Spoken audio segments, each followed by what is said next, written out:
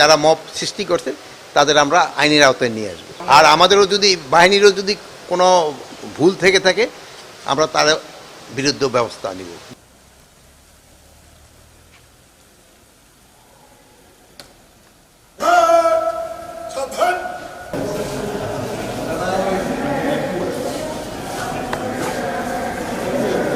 সবাই যাওয়ার জন্য রেডি নাকি?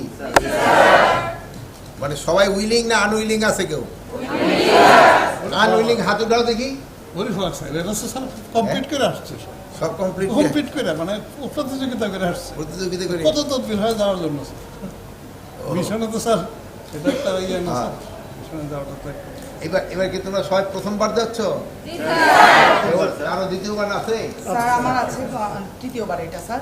কারো কোনো কিছু আছে? কোনো সমস্যা নেই? কত যায় খরচ? তুমি কি ম্যাচ কে দেখো? কত যায় ম্যাচ খরচ? আমি লজিস্টিক অফিসার স্যার, 8,000 8,500 এরকম খরচ আছে স্যার। হওয়া কেন হয়তো স্যার আমাদের প্রতিদিনে এই যে মেনু আছে স্যার, বলো, তুমি বলো, আমরা তো বুড়া যেমন স্যার দুপুরের দিকে বড় মাছ, মুরগির মাংস, গরুর মাংস, রাতে মাছ, বড় মাছ, আপনার অনেক ক্ষেত্রে মুরগির মাংস, ডিম, এই জন্য স্যার। আর সকালে নাস্তাটাও ভালো স্যার, আমাদের খিচুড়ি থাকে, পরোটা থাকে। টি ব্রেক দেন একটা? টি ব্রেক আছে স্যার, বিকালেও আছে স্যার। কি দেয় টি ব্রেকে? কি দাও? কোনোদিন আমরা টি ব্রেকে অবশ্য সবাই না স্যার। কেন সবাই না? কারণ আমাদের যারা সাব ইন্সপেক্টর টু আপওয়ার্ডস তাদের স্যার এই নাস্তাটা হয় স্যার। ওই সময় আমাদের অনেক সময় বোরহানি থাকে স্যার, আপনার তারপরে হালিম থাকে স্যার, মিষ্টি থাকে, এরকম স্যার।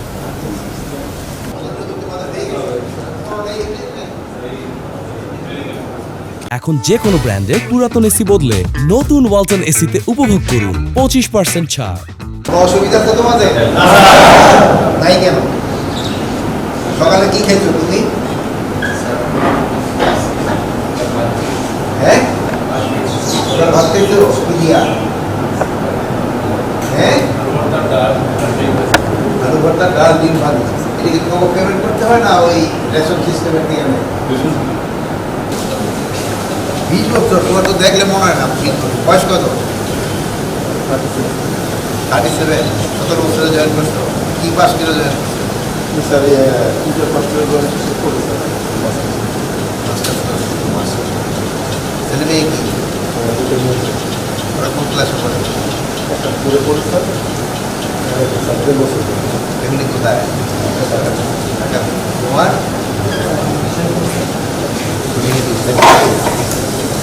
পুলিশদের ট্রেনিংয়ের স্ট্যান্ডার্ডটা দেখলাম, মাশাআল্লাহ এদের ট্রেনিংয়ের স্ট্যান্ডার্ডের মান বেশ ভালো।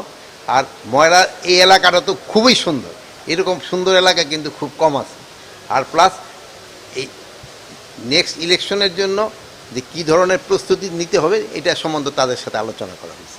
মব ইদানিং না, এই গত খালকে একটা যেটা হয়েছে, যে ঘটনাটা ঘটছে ওটার জন্য মানে আমরাও চাচ্ছি না যে যারা মব সৃষ্টি করছে তাদের আমরা আইনের আওতায় নিয়ে আসবো।